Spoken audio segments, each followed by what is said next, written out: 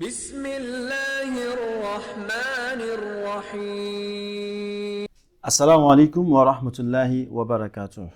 Soyez les bienvenus sur ce programme aujourd'hui et nous sommes sur l'émission des relations entre musulmans et les non-musulmans. Et le sujet qu'on aborde sur cette émission aujourd'hui, c'est la guerre et la diversité religieuse. Et pour en discuter aujourd'hui, j'ai avec moi M. Ibrahim Salam Idriss. alaikum wa rahmatullah. Alaykoum salam wa rahmatullah, M. Amoussa Abdel Ghaffar. Salam alaikum wa rahmatullah. Alaykoum salam wa rahmatullah. Donc, monsieur, on entend toujours que lorsque on a des textes et on ne comprend pas le contexte de ces textes, on a toujours des malentendus de situation. Donc, pour mieux comprendre les malentendus que les gens ont sur le djihad, quel est le contexte dans lequel les versets de djihad sont révélés dans le Coran? Alhamdulillahi wa bi'alamin. Summa salatu wa salam ala sayyidina Muhammad wa ala alihi wa sahbihi wa sallam. Allahumma amin. Eh bien, lorsqu'on parle de la guerre en islam, il y a trois contextes qui entrent en jeu. On va parler de la période avant la guerre, période pendant la guerre et la période après la guerre. Prenons d'abord la période avant la guerre. Qu'est-ce qui a suscité la guerre? Qu'est-ce qui a provoqué la guerre?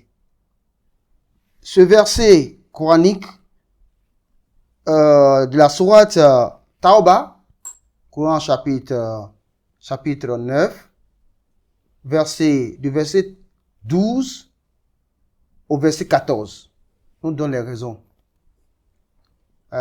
qui ont provoqué, qui ont demandé aux musulmans de combattre. D'abord, la première, c'est le fait que les ennemis ont violé le pacte. Ils ont également violé le serment. Et ensuite, ils ont attaqué la religion. Le verset 13 a ajouté à cela que ils ont même banni le messager d'Allah, qui est le prophète Mohammed sallallahu alayhi wa sallam. Et le messager était comme le président même de la République musulmane. Évidemment, le maître, le gouverneur, sinon le leader de cette religion. Et c'est lui-là que vous voulez bannir. Ouais, c'est ce qui a... Allah leur a donné la permission de combattre. C'est ce qui a provoqué la guerre. Et puis aussi, dans Surat Baqarah, Allah leur a dit de combattre ceux qui les combattent. Mais pendant cette guerre, il ne doit pas transgresser, ne pas faire des excès dans les combats. Prenons maintenant la période pendant la guerre. Quelles sont les attitudes? Quelles sont les règles que doivent adopter les musulmans? En général, la guerre en islam n'est pas un travail, un devoir que nous devons faire. Non. C'est une provocation qui a commencé. Le fait que les ennemis ont violé le pacte, sous toutes les raisons qu'on a mentionnées, et aussi les musulmans n'avaient été jamais les premiers à attaquer. Ce sont plutôt leurs voisins, sinon leurs ennemis, qui ont été les premiers à attaquer. Vous voyez? Donc, c'est quand on dit le mot islam, vous pensez à la paix directement. Si les raisons dont on a mentionné tout à l'heure dans les versets qu'on a lus, les ennemis ne sont pas allés, ils n'ont pas causé ces erreurs-là, ils n'ont pas commis ces erreurs-là, il n'y aura pas de guerre. Alors, voyons dans le deuxième contexte. Pendant la guerre, quelles sont les attitudes à adopter pour vous montrer que, même pendant la guerre, l'islam cherche toujours le moyen d'introduire la paix. Prophète Mohammed sallallahu alayhi wa sallam dit dans l'un de ses hadiths que lorsqu'il parlait du verset de Surat Baqarah, où à la fin où Allah dit ne pas transgresser dans le combat, il a dit que pendant cette guerre, il ne faut pas combattre, il ne faut pas tuer des enfants, des femmes, et ne tuez pas des vieillards s'ils ne vous ont pas attaqué. Vous voyez, c'est quelle guerre qu'on fait, et puis toutes ces personnes-là sont épargnées de la guerre. Même les prêtres des ennemis. Même les prêtres, même les prêtres. Il ne faut pas qu'ils tuent aussi les prêtres. Vous voyez, il a respecté les religions. Ça, c'est leur leader dans cette religion. Il ne faut pas les tuer. Vous voyez, pour qu'ils sachent que les gens qu'on combat, qu'on tue, sans compter leurs parents, leurs membres, mais en retour, au lieu de faire les mêmes choses, ils épargnent nos femmes, nos enfants, nos vieillards, nos prêtres. Vous voyez là que ce n'est pas réellement la guerre qu'ils font. Et ils ne gâtent pas nos champs aussi. Et aussi, ne gâtez pas l'autre, les champs. Évidemment, les récoltes. Faut pas gâter. Parce qu'après la guerre, qu'est-ce qu'ils vont manger? S'ils quittent la communauté, les gens qui vivent dans cet environnement, ils auront des problèmes de nourriture. Et l'islam n'est pas là pour ça. Et enfin, on dira que c'est parce que les musulmans ont détruit ici, qu'ils ont problème de nourriture, ils ont fait ceci. Non. Vous appelez cela la guerre? Non. Et il y a aussi la période après la guerre. La période après la guerre, l'islam a introduit aussi la paix. Il a mis en place des principes, des conditions pour réenvoyer la paix. L'un des moyens à adopter, c'est exiler. C'est exiler certains gourous de la guerre, des ennemis, les envoyer ailleurs, pour ne pas qu'ils commettent des troubles. Après l'exil donné à les chefs de guerre, Allah nous dit encore dans le Coran que pendant cette guerre-là, pour mettre fin à cette guerre, si les agresseurs, ceux qui vous attaquent, ont cessé de vous combattre, ont cessé de vous agresser, alors vous aussi vous arrêtez la guerre. Ne pensez pas à ce que ils vous ont déjà fait. Vous cessez. Dans le fait de ne pas commettre des excès, dans le livre de Ibn Kathir, il a mentionné que les excès qu'ils font, c'est le fait de tout détruire. Non, ne pas le faire ça. Attaquez juste ceux qui vous attaquent. Et quand ils cessent de vous attaquer, vous aussi vous arrêtez. Ne regardez pas l'arrière, qu'ils ont détruit ceci, oubliez. Ça, c'est une manière de renvoyer la paix. Pour montrer l'image propre, l'image de paix de l'islam. Et il y a aussi certaines personnes, on voit, qui interprètent très mal les versets tels que tuez-les, pas n'importe où vous les trouvez. Ça, c'était pendant la guerre. Mais après la guerre, ils ont cessé. Allah a dit que s'ils cessent de vous attaquer, arrêtez. Et cela a été respecté.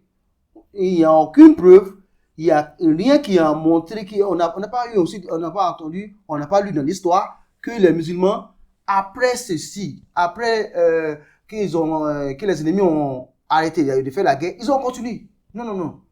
Ils ont aussi dit qu'Allah a dit que les moshikoun, les polythéistes, partout où vous les voyez aussi, quand vous les rencontrez, tuez-les. Ça, c'est aussi la période de guerre. Après la guerre, il n'y a jamais eu d'islam. Tout ce qu'ils disent là, l'interprétation mal des versets de la sourate 9, de 5 jusqu'à 6, 7, vous verrez que ces commandements-là qu'il y a dans le Coran, c'est-à-dire tuer-les, assiéger-les, tout cela, c'est pendant la guerre. Même pendant la guerre, si vous les attrapez, vous attrapez quelqu'un et l'un d'eux demande l'asile, Allah dit de le lui accorder et de le conduire dans un lieu de sécurité. De le protéger pour ne pas qu'on l'attaque, qu'il a demandé l'asile. Donc vous voyez, ces commandements viennent pendant la guerre, non après la guerre. Il faut interpréter dans le contexte. Donc vous voyez que ces versets-là sont pour exhorter, sont là pour exhorter, pour demander pour dire aux musulmans les conditions qui vont les pousser à faire la guerre. Si la guerre a eu lieu, les attitudes qu'ils doivent adopter. Et troisièmement, comment finir cette guerre?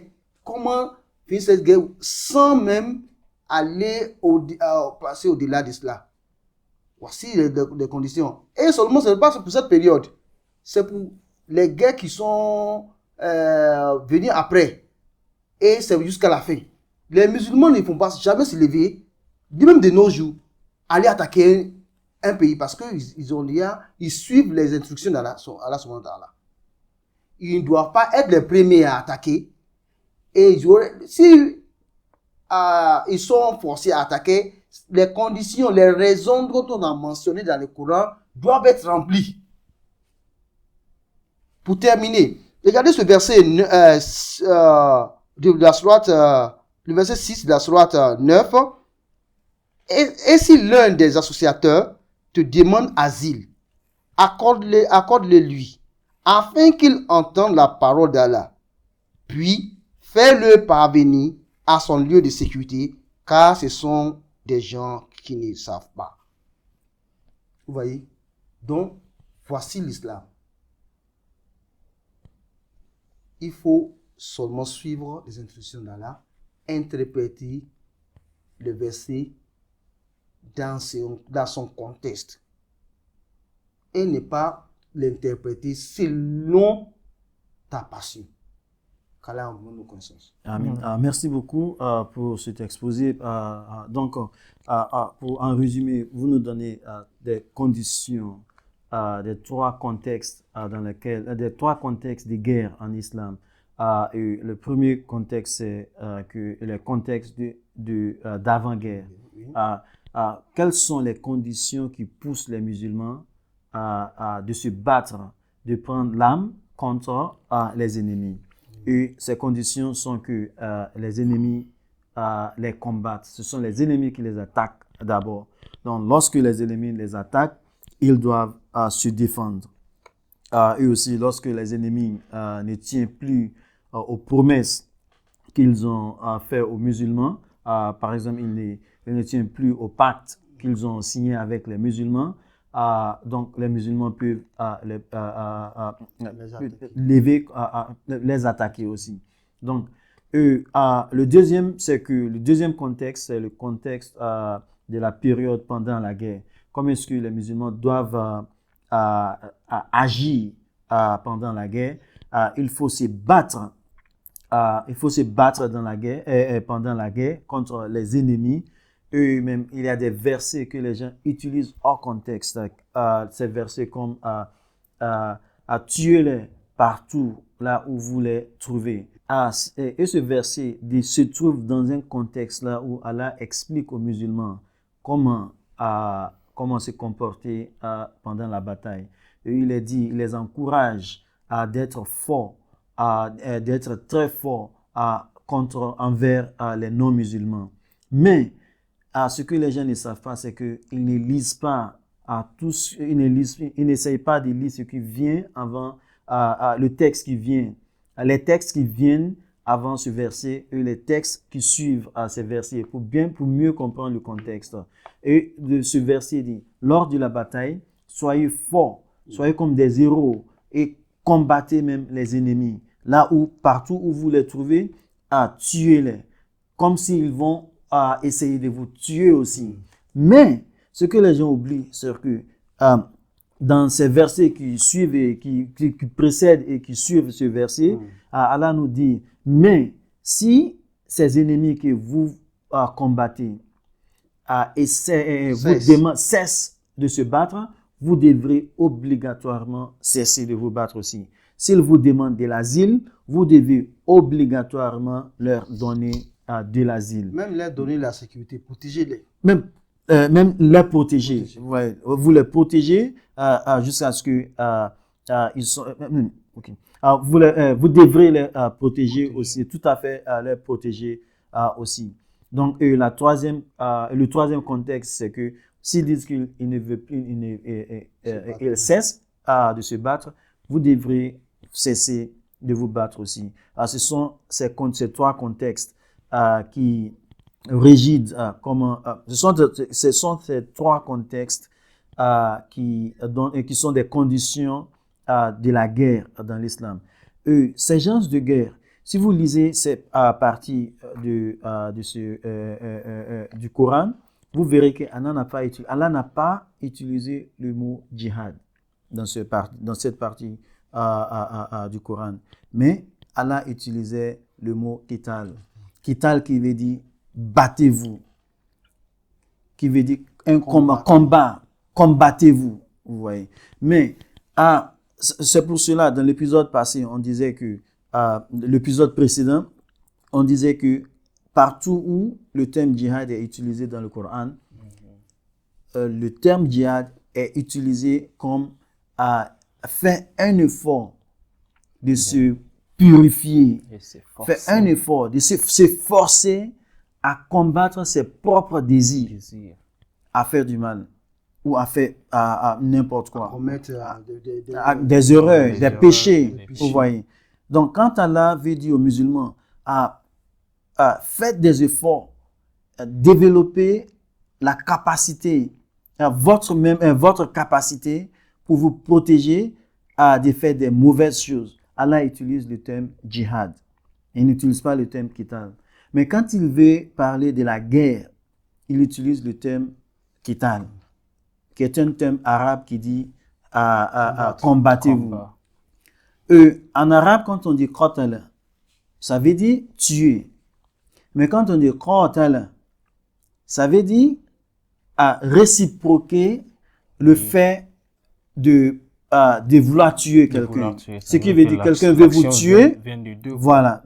C'est une action de réciprocation. Oui, bien sûr. Une personne veut vous tuer et vous essayez de le tuer aussi. Voilà, c'est ça on dit qatala. C'est pour ça on dit battez-vous, combattez-vous avec l'autre personne. Donc quand on dit djihad, djihad ne veut pas dire tuer. Ça ne veut pas dire la guerre. Dans l'islam, le mot la guerre a un autre terme. Et ce terme, c'est qital. Donc, c'est la différence entre djihad et qital ici. Donc, merci, monsieur. Toujours sur ce mot djihad, il y a des gens qui font une comparaison entre le djihad et dans le christianisme, ce qu'on appelle la guerre sainte. La guerre sainte. Donc, et ils disent que le mot djihad est la version des musulmans de la guerre sainte. Et quand on parle de la guerre sainte, on parle d'une guerre qu'on entame sans provocation. On ne nous a pas provoqué, c'est nous-mêmes qui sommes des agresseurs. Ouais, nous agressons les ennemis parce qu'on se dit que voici ce que notre Seigneur veut. Notre Seigneur veut qu'on conquiert différentes terres. Donc, on doit aller conquérir les ennemis. Soit qu'ils nous agressent ou non, peu importe cela, on va directement les agresser. Est-ce que quand on parle du djihad, à ce que les gens appellent le djihad combatif, quand on parle de la guerre dans l'islam, est-ce que la cible de la guerre dans l'islam, c'est les non-musulmans, même s'ils ne nous ont pas provoqués?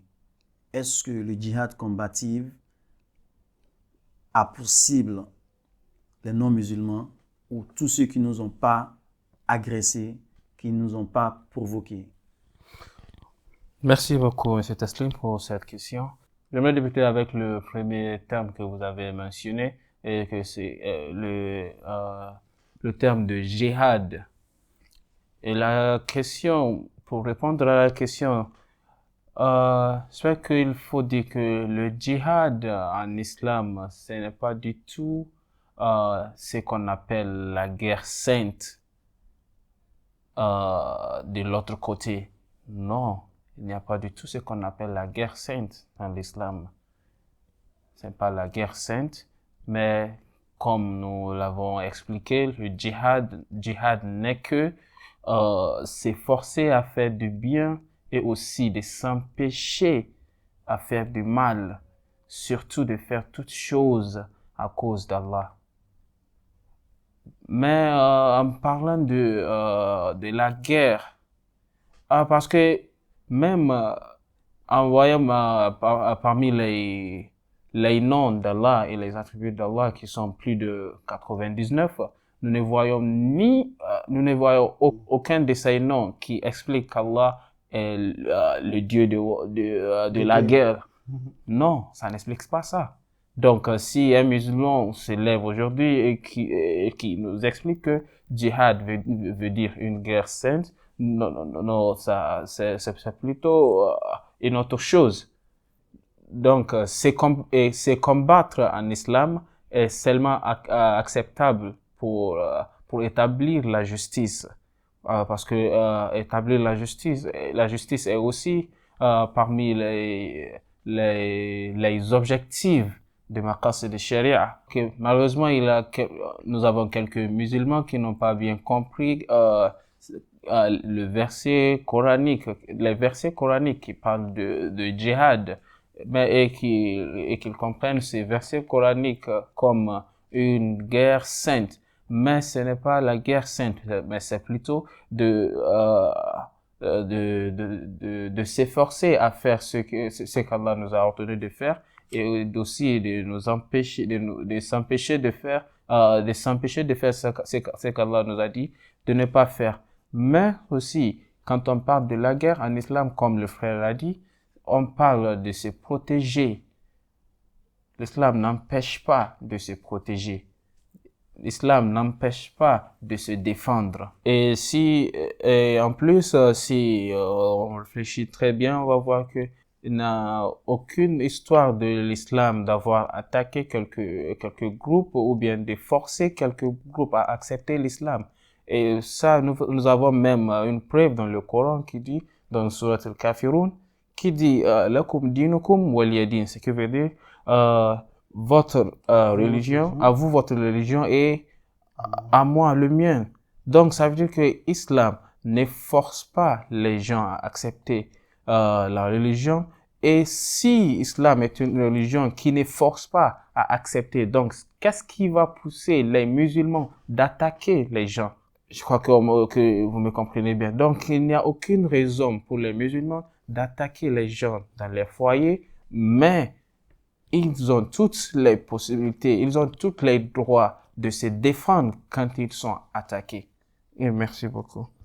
Donc, merci beaucoup. Je crois que sur ce dernier point même, il y a un verset coranique qui dit qu'il n'y a pas de contrainte dans l'islam. Ce qui veut dire qu'on ne peut pas obliger quelqu'un à devenir musulman à moins qu'il fasse cela Oui, bien sûr. Là, ikraha de son fi propre, din. de son Bien propre sûr. gré. Là, ikraha fi din. Oui, bien sûr. Ceci est très, très important. Très important. Oui, donc quand on parle de guerre sainte,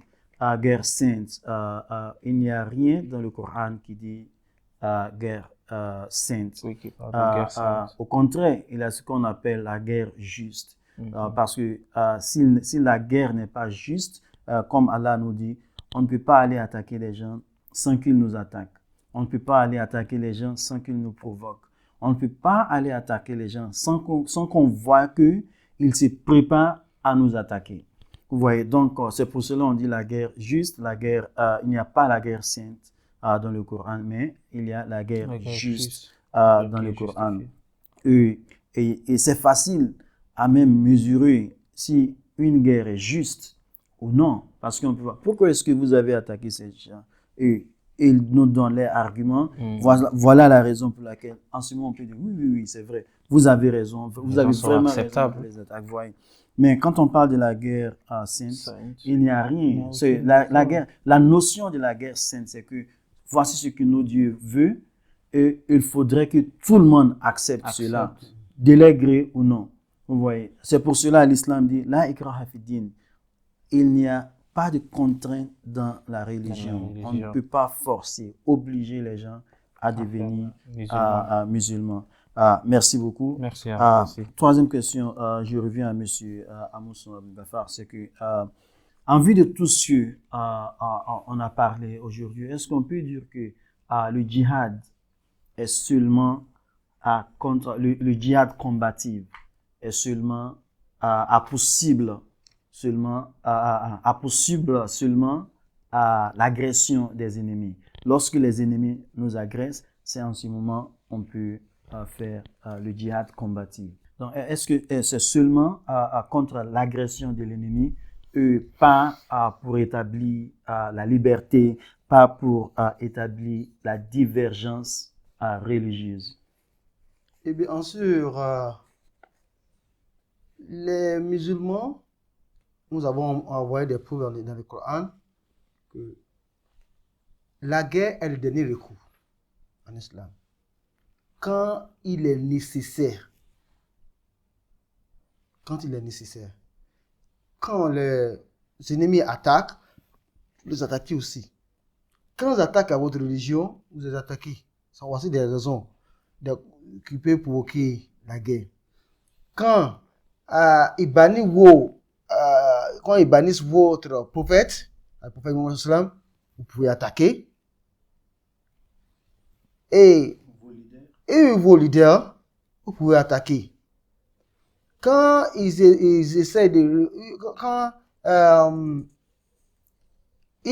violent les serments ou pactes, dans ce cas, vous pouvez attaquer. Voici donc les raisons qui poussent les gens, les musulmans, à réagir en face à leur attaque. Ici, s'il n'y a pas ces raisons, si ces choses dont on a mentionné ne sont pas faites par des ennemis, eh bien, les musulmans n'ont pas droit. Le Coran nous a tout expliqué. Que ces guerres qui viennent, c'est juste pour rétablir la paix, la justice. Les gens qui attaquent sans raison, l'islam se lève pour les repousser, pour maintenir la sécurité, pour maintenir une condition paisible. Voilà pourquoi ils ont fait recours à la guerre. Et cette recours à la guerre, ce sont les ennemis même qui ont choisi la guerre. Si ce n'est pas le dialogue, les pactes que nous avons signés, pour pouvoir dépasser ces limites, nous pouvons faire des transactions, des affaires ensemble. Et si toi tu viens les voler, et tu t'en vas, et puis tu les as provoqués. Tu as failli à ton serment. Et si vous regardez dans les versets qui parlent de djihad, vous verrez que le djihad n'est pas là pour une division religieuse, pour séparer, pour commettre l'injustice. ou bien pour briser des religions qui existent. Non. Djihad fait appel, comme mon frère l'a expliqué, d'abord à te combattre toi-même. Ta passion là qui te pousse à réagir autrement. Il y a l'un des érudits islamiques qui a mentionné ceci. Il dit la guerre la plus dure à combattre, c'est la guerre de l'âme. Votre âme. Celle qui vous dit d'agir mal, de faire du mal. Si vous arrivez à combattre cela, ce qui vous souffle, qui souffle le mal dans votre poitrine, kula ou de brobi nas, maliki nas la nas, mais Charles wasawa, c'est le khan nas, alladhi waswisu fi suduri nas. Mais le djinn, qu'il soit parmi les hommes ou les djinns. C'est ce qui est en toi là. Si tu arrives à combattre là, ce qui te commande de faire le mal, si tu arrives à le faire taire, tu es le héros de la guerre. Oui, c'est pour cela que je crois qu'il y avait un temps, lorsque les musulmans retournaient d'une guerre, et le prophète sallallahu alayhi wa sallam les disait, alhamdulillah, maintenant, nous sommes retournés d'une guerre à une autre guerre qui est plus grande que cette guerre-là. Et il demandait au prophète sallallahu alayhi wa sallam, quelle guerre qui est plus grande, c'est quoi cette guerre-là qui est plus grande que celle qu'on vient de finir? Le prophète sallallahu alayhi wa sallam disait que c'est la guerre de l'âme, c'est la guerre contre son âme. Je vous jure, c'est la plus difficile. C'est la plus difficile. Il est temps de la prier. Et puis quelqu'un aussi vous dit, il y a l'espoir, hein? Tu oublies. Tu oublies que tu attends un visiteur. Mais attends-le. Tu oublies qu'il tu dois rendre visite à ton ami. Et c'est très important. Pour te laisser, pour que l'heure de la prière puisse passer. Ou parce que tu dois te reposer un peu. Après ton repos, tu auras fait le ibadah. Vous voyez, ça, cette âme-là, si vous arrivez à la faire taire, vous verrez que vous n'allez pas avoir de problème. C'est ce qu'on appelle djihad. Si vous arrivez à combattre ces rumeurs-là, eh bien, vous allez changer votre environnement de bien. Pour finir, le prophète Mohammed sallallahu alayhi wa sallam, lorsqu'on parlait expliquait cette sourate-là, sourate Nas, on lui a demandé, est-ce que tu as aussi des djinns qui viennent aussi qui souffler les choses dans ta poitrine? Il dit, oui, j'en ai. Mais mon Seigneur, mon Dieu, m'a donné la force. Il a soumis pour moi. Au lieu de me souffler le mal, de faire du mal, c'est plutôt, il me conseille de faire le bien. Vous voyez cela? Donc c'est cette guerre-là où nous devons arriver à combattre à l'intérieur de nous-mêmes. C'est ça qu'on appelle djihad ici. Vous voyez, s'il a pu vaincre le mal en moi, vous allez arriver à faire le vôtre. Lui aussi, il est arrivé à faire le sien. Et bien sûr, la communauté va changer. Qu'Allah nous fasse de la compréhension. Amin. Merci beaucoup. Et oui, si je peux ajouter quelques un ou deux exemples, c'est que aussi, quand on voit, parce que ici on parle de djihad, est-ce que le djihad est pour à l'agression? Est-ce qu'on peut voir celle-ci, ce groupe, on veut changer ce groupe, on va faire le djihad. Est-ce que c'est ça le djihad? Non. Deux, c'est que est-ce que le djihad est pour forcer les gens à devenir musulmans? Non. Parce que si le djihad était pour forcer les gens à être musulmans, Allah n'allait pas commander aux musulmans que lorsque vous avez pu assujettir à un groupe, par exemple, ou à votre ennemi, vous devrez les forcer à devenir. Parce que le Coran dit catégoriquement, la ikraha fi din, vous ne pouvez pas contraindre les gens à devenir des musulmans.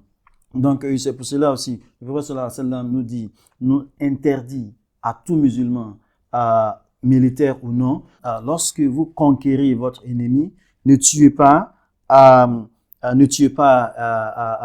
les femmes, ne tuez pas les enfants, ne tuez pas les prêtres de votre ennemi, et aussi ne tuez pas les vieillards et les faibles de votre ennemi. Et vous voyez, donc, si c'était comme si le djihad était pour propager l'islam, ça allait être facile parce que vous ne les tuez pas et vous les prenez comme des prisonniers, non seulement comme des prisonniers, mais vous les forcez à devenir des musulmans. Mais au lieu de cela, ceux-là, vous ne les attaquez pas, vous les laissez. C'est seulement les combattants que les musulmans peuvent prendre comme des prisonniers de guerre. Et cela même, c'est seulement pour faire échange avec les prisonniers de guerre musulmans qui sont avec les ennemis. Donc, merci beaucoup, monsieur. Je pars à la dernière question aujourd'hui. La dernière question aujourd'hui, c'est que est-ce que on peut faire le djihad contre les musulmans, un djihad combatif contre les musulmans qui agressent la société? Merci beaucoup. En parlant des djihad contre les musulmans, je crois que avant d'expliquer si elle est acceptable ou pas, c'est-à-dire, il faut commencer de ce que le Coran nous avait dit. Et le verset coranique a dit dans Surat al-Hujurat que ce qui veut dire que s'il y avait deux groupes de musulmans qui se battent, qui sont en guerre ou bien qui sont en conflit et que la communauté musulmane a essayé de les réconcilier, et parmi ces deux groupes, et si l'un de ces groupes refuse de se réconcilier et continue de se battre, donc Allah a dit, et Allah nous a permis de se lever contre ce groupe qui refuse de se réconcilier et qui continue de se battre avec l'autre groupe. Donc, vous voyez, d'ici, on va voir que l'islam est contre la violence, l'extrémisme et l'agression. Donc, pour eux, ils ne sont, ce genre de combat avec eux n'est pas djihad, c'est plutôt hiraba. C'est hiraba, et hiraba veut dire rébellion. Et donc, ça veut dire que hiraba est très très différent du djihad parce que les conditions et les termes attachés hiraba est aussi très différent des termes et les conditions qui est attachées au djihad. Donc, il ne faut pas confondre les choses, vous voyez. Donc, en conclusion, ça veut dire que si jamais, ou bien si dans une communauté musulmane, nous avons quelques musulmans, quelques groupes qui essayent de faire des choses qui ne sont pas acceptables dans leur communauté musulmane ou bien qui ne va pas bien avec les règles islamiques. Donc, il est permis de les mettre en chemin. Il est permis pour les musulmans. Et merci beaucoup. Donc, merci beaucoup pour cet éclaircissement parce que le djihad est complètement différent des rébellions.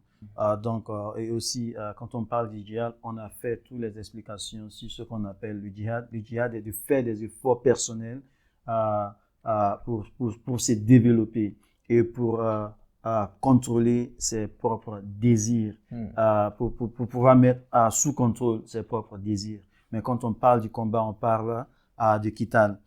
Et aussi, le djihad n'est pas une guerre sainte dans l'islam, mais on peut appeler le djihad comme une guerre juste, surtout le djihad combatif.